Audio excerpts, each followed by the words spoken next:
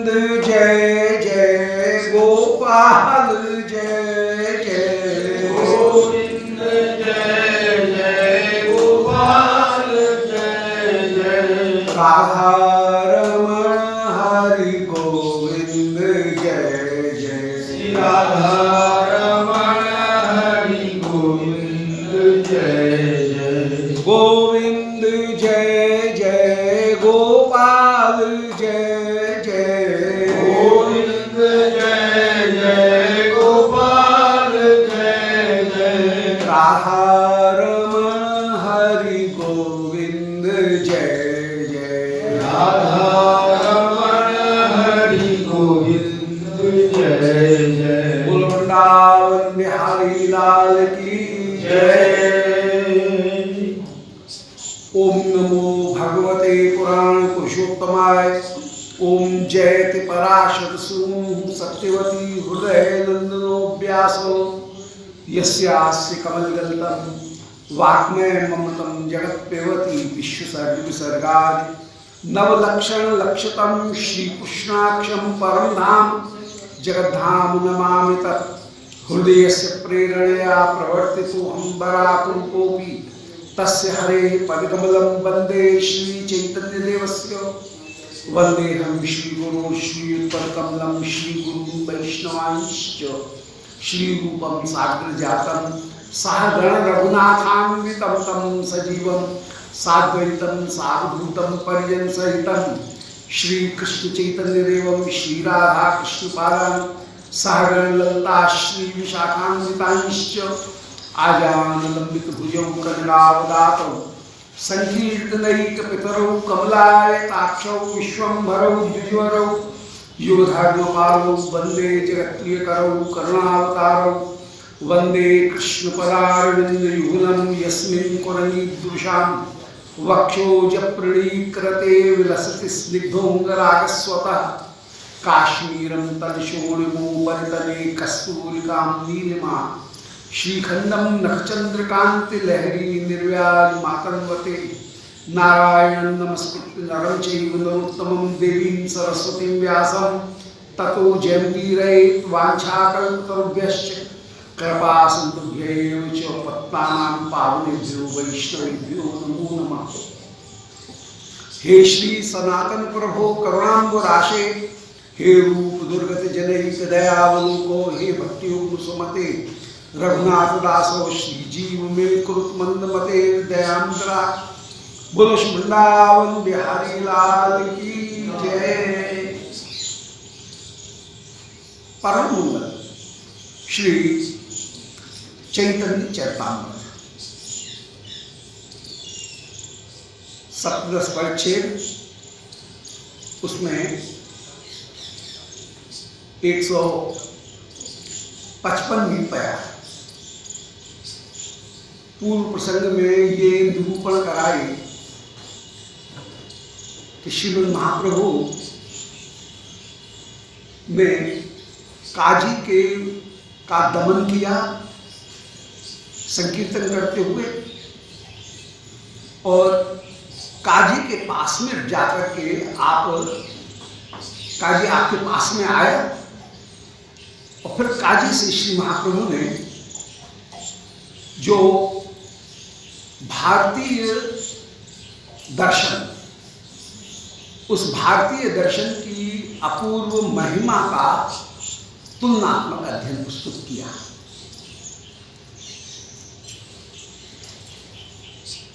इस्लाम इसी तरह से क्रिश्चियनिटी, ईसाई धर्म, यहूदी धर्म, इन सब धर्मों में जीवन का परम लक्ष्य अंत में शून्य जैसा हो जाना है आत्मा का। दुख की निवृत्ति वहां पर मुख्य फल है, और दुखी की निवृत्ति हो जाने के बाद में मोक्ष की स्थिति में सुख शून्य जैसी स्थिति प्राप्त हो जाना, वो ही कहीं जीवन का परम लक्ष्य।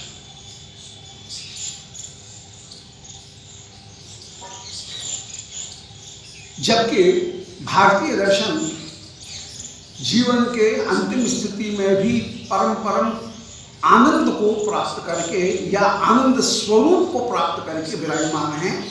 शून्य जड़वत हो जाना ये जीवन का लक्ष्य नहीं है।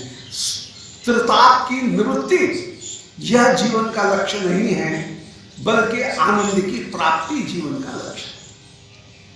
भारतीय दर्शन में भी न्याय, वैशेषिक, सांख्य और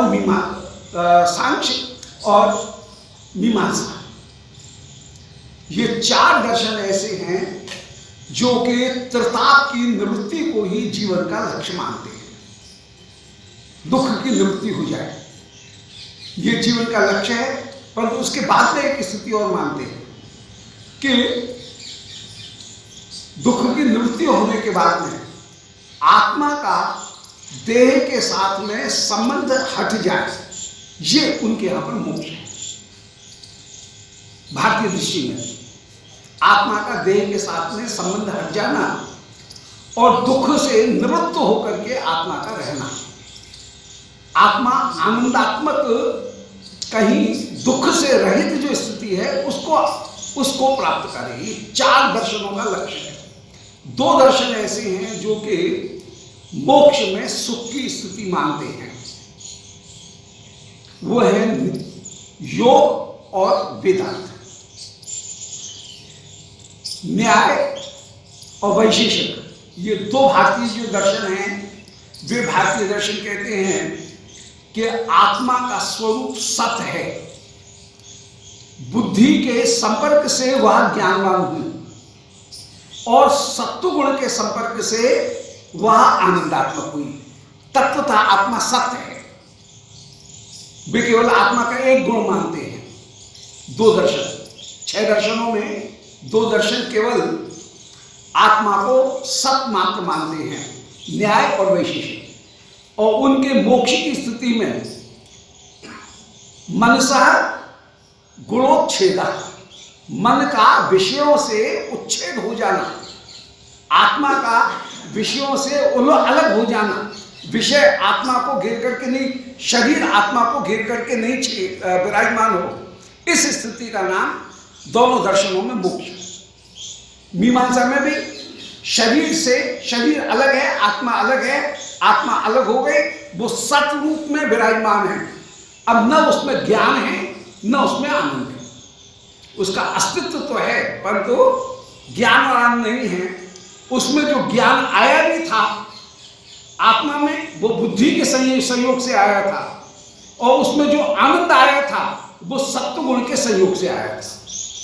तो दो दर्शनों की स्थिति है कि आत्मा सत्य है, केवल सत्य मानते हैं, और मोक्ष की स्थिति में भी आत्मा सत्य रूप में ही अवस्थित हो जाए और दुखों से वो अलग हो जाए, क्योंकि आत्मा का अपना स्वरूप ज्ञान और आनंद नहीं है उन दोनों दर्शनों में। इसलिए वहां मोक्ष में न आनंद है न मोक्ष में वहां पर ज्ञान है। इसी की हंसी उड़ाते हुए श्री महर्षि हर्ष ने, हर्ष कवि, उन्होंने ये कहा कि जो गौतम मोक्ष में सुख नहीं मानता है उसको मैं गौतम ही कहता हूं, मैं बैल कहता हूं, मूर्ख कहता हूं। गौतम सत गौतमा, जो मोक्ष की स्थिति में, क्योंकि न्याय दर्शन और वैशेषिक दर्शन, वैशेषिक न्याय और मीमांसा, ये दोनों दर्शन आत्मा को केवल सत्मात्र मानते हैं, न तो ज्ञान मानते हैं और न आत्मा को आनंद मानते हैं। आत्मा का अस्तित्व मात्र मानते हैं, सत्य मात्र मानते हैं। तो वे कहते हैं जहां मोक्ष में सुख नहीं है, ऐसे मोक्ष का जो वर्णन करते हैं वो गौतम है, ऐसा उन्होंने कहते हैं।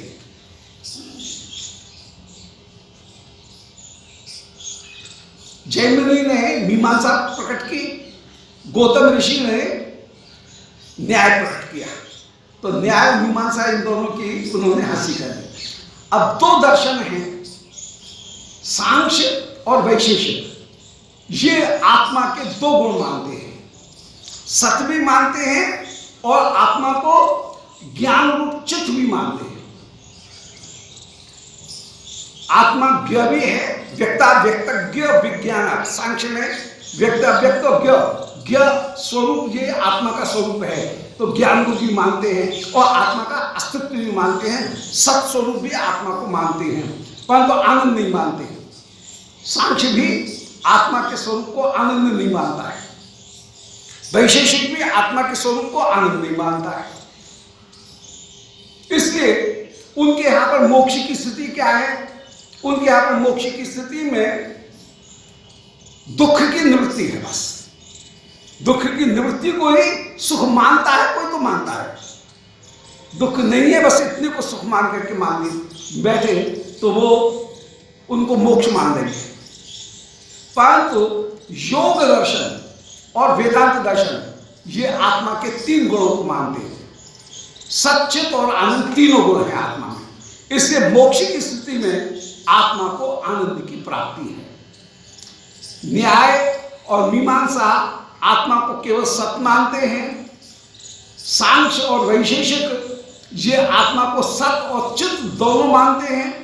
योग और वेदांत, वेदांत तो शब्द वेदांत आ गए, भक्ति वेदांत भी आ गया और अद्वैत वेदांत भी आ गया, सभी वेदांत ये आत्मा को सच्चित आनंद तीनों मानते हैं।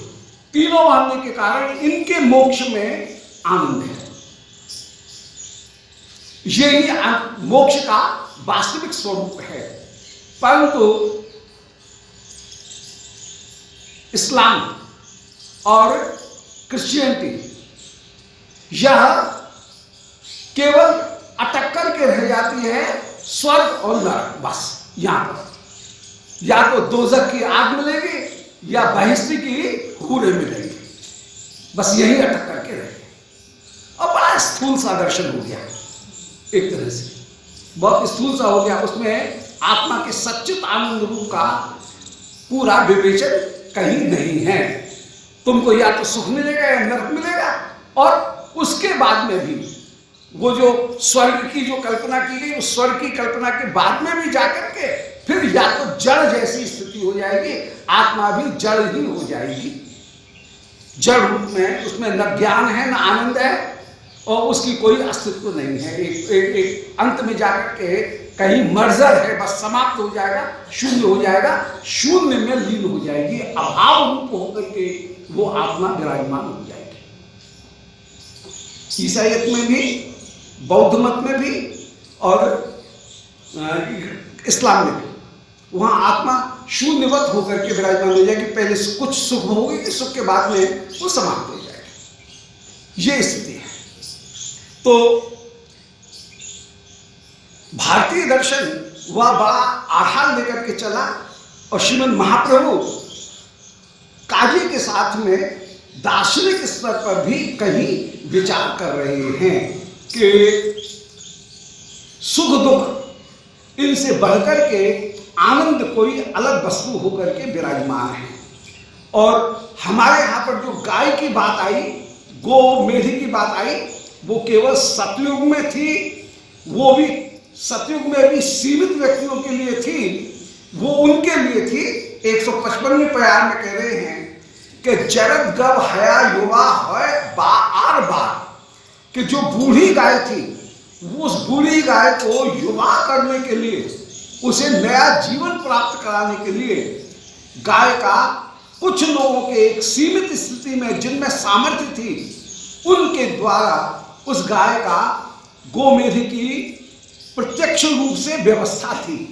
अन्यथा प्रत्यक्ष रूप से गोमेध की व्यवस्था नहीं है कहीं भी। हमारे यहाँ पर भारतीय दर्शन में केवल गाय का स्पर्श मात्र है, अन्यथा। इसी प्रकार सोम पान के अवसर पर भी सोम मदरा पान की व्यवस्था नहीं है, केवल मदरा को सूंघने मात्र की एक व्यवस्था है। मांस भक्षण की व्यवस्था नहीं है, मदरा को सूंघने मात्र की व्यवस्था है और कोई दूसरी व्यवस्था नहीं। तो जगत गवा, तो ये स्थिति थी। परंतु जो इस्लाम है, उस इस्लाम में मोक्ष की जो स्थिति है वो केवल दुख की निवृत्ति मात्र इसकी स्थिति है।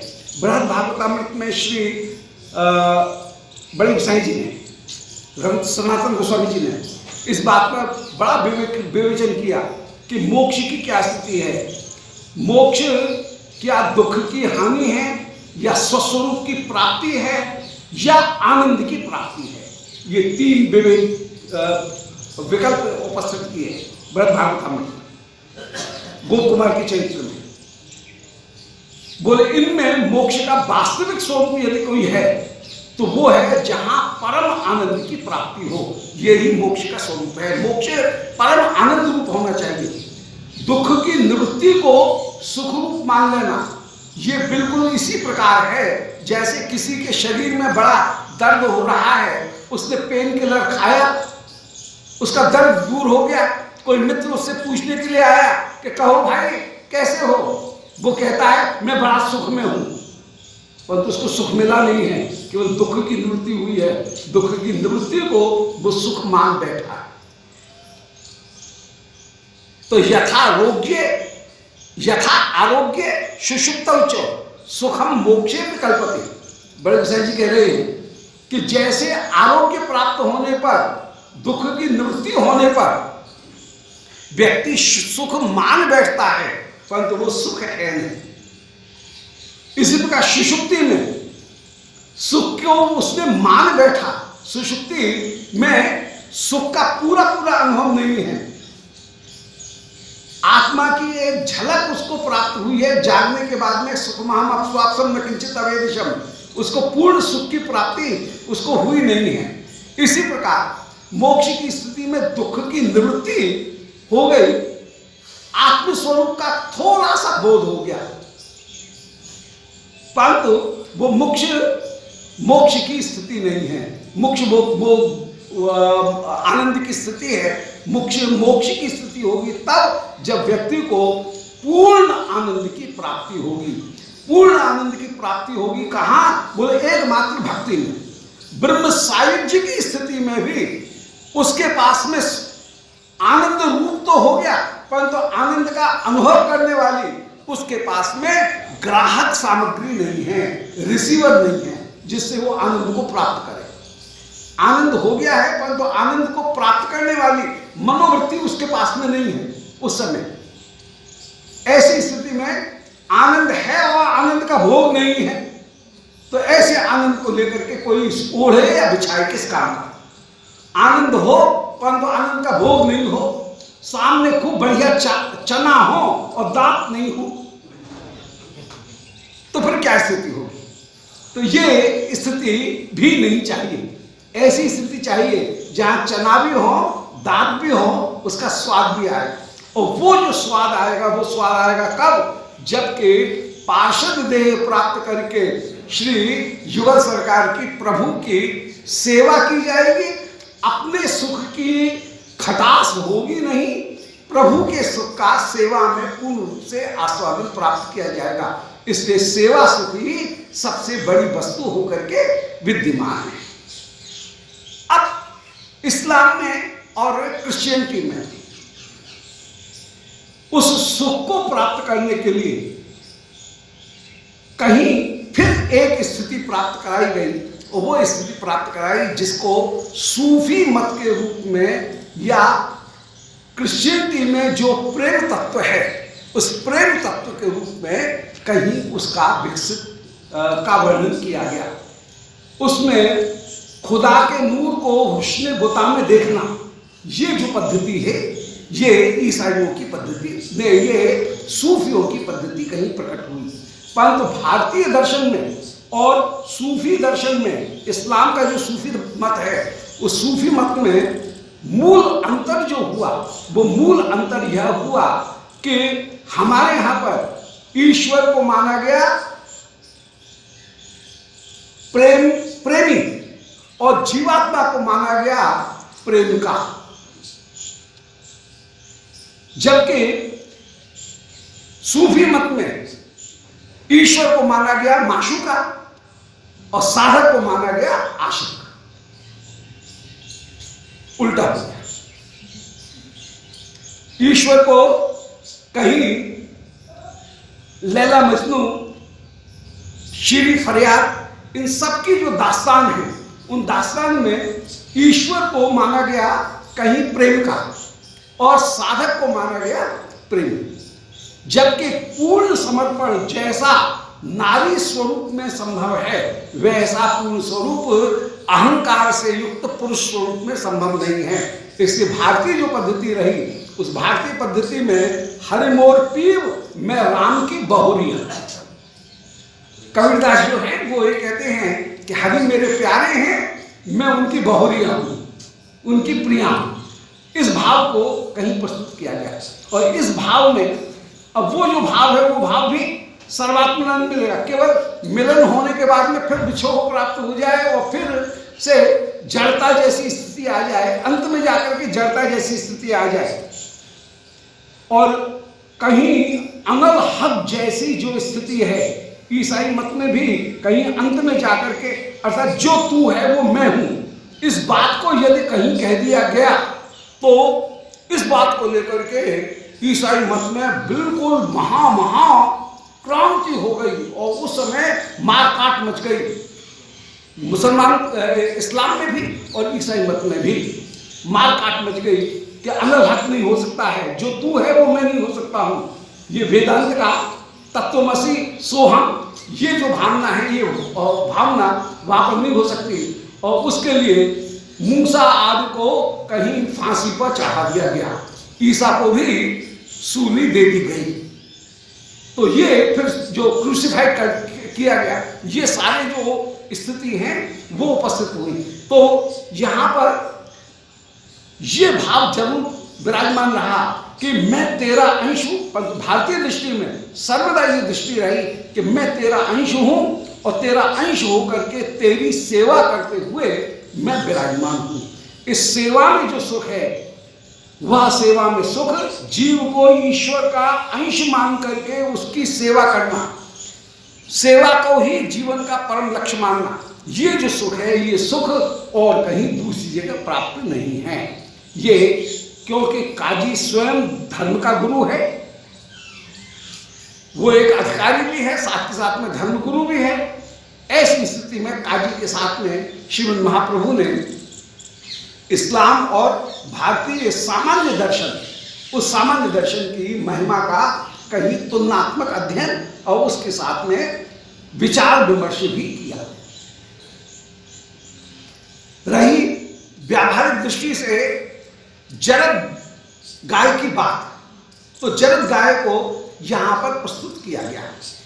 कोई भी धर्म है विश्व का, उस विश्व के धर्म के सभी धर्मों के 4 भाग हैं।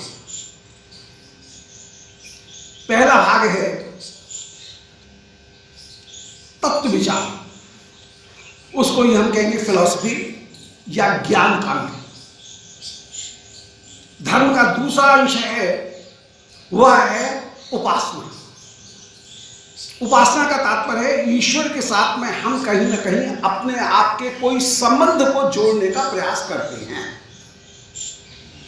उस संबंध को जोड़ने के लिए कहीं बाइबल में भी और उसके पहले बहुत सारे जो गीत हैं ईसाइयों के, उसमें ईश्वर के साथ में कहीं प्रेम संबंध को स्थापित करने की बात कही गई।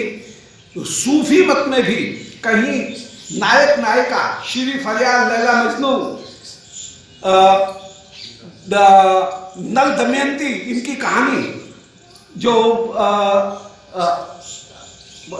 पद्मावत, पद्मिनी राजा रत्नसेन, उनकी जो प्रेम कहानियां हैं, उन प्रेम कहानियों को कहीं उदात्तीकृत करके जीव और ईश्वर के संबंध के रूप में उनको प्रस्तुत करने की, उन प्रेम गाथाओं का वर्णन किया गया सूफी मत में भी।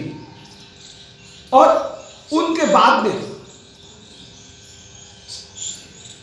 तो ये एक स्थिति रही।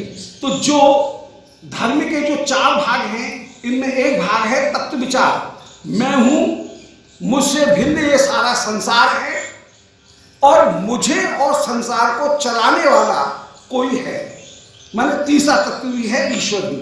इस प्रकार जगत, जीव और ईश्वर इन तीन के तत्व का विचार करना, इसी को हम कहेंगे दर्शन या ज्ञान कार्य। अब ईश्वर के साथ में अपने किसी भावात्मक संबंध को जोड़ना, इसी का नाम है उपासना करना। और सभी दर्शन में कहीं ना कहीं ईश्वर के साथ में प्रेम संबंध को जोड़ने का प्रयास किया गया, और प्रेम संबंध को जोड़ करके दुख को निवृत्त करने की प्रवृत्ति आई गई। अंत में जाकर के दुख निवृत्ति होकर के शून्य जैसी स्थिति प्राप्त हो जाना, ये उनके यहाँ का फिर मोक्ष है। वो प्रीति चलेगी, प्रीति चलने के बाद में एक जगह वो स्थापित हो जाएगी, शून्य में परिणत हो जाएगी। परंतु भारतीय दृष्टि में ऐसा नहीं है, वहां पर जीव नित्य होकर के ही विराजमान रहेगा। केवल साधन अवस्था में प्रेम नहीं है, वहां पर जीव जो है वो सर्वदा सर्वदा अंतिम अवस्था में भी प्रेमास्पद रूप में विराजमान रहेगा। अब धर्म का तीसरा जो अंग है, वो धर्म का तीसरा अंग है कहीं कर्मकांड या रिचुअल्स। प्रत्येक धर्म में कुछ न कुछ रिचुअल विराजमान है, कर्मकांड विराजमान है। नित्य कर्म, कुछ नैमित्य कर्म, कुछ प्रायश्चित, कुछ अपवाद। जितने भी कर्मकांड होंगे वे कर्मकांड 4 भागों में बटे हुए हैं विश्व भर के सारे। ऐसा नित्य करो, ये नित्य कर्म हो गया। विशेष अवसर पर आने पर ऐसा करो, ये नैमित्तिक अवसर हो गया, नैमित्तिक कर्म हो गए। कभी पाप बने हैं, अनुचित आचरण हुआ है, वायोलेशन हुआ है, तो उसके लिए कुछ प्रायश्चित करेंगे, रिपेंडेंस कुछ तो कुछ होगी। और उसके बाद में चौथी जो चीज है वो है कहीं जो अपवाद, एक्सेप्शनल केसेस, उनमें हम क्या करें, वो एक्सेप्शनल केसेस जो हैं उनको भी कहीं अपनाया जाएगा। तो धर्म के ये 4 रिचुअल्स रहे, प्रत्येक धर्म में कहीं ना कहीं इनको अपनाया गया।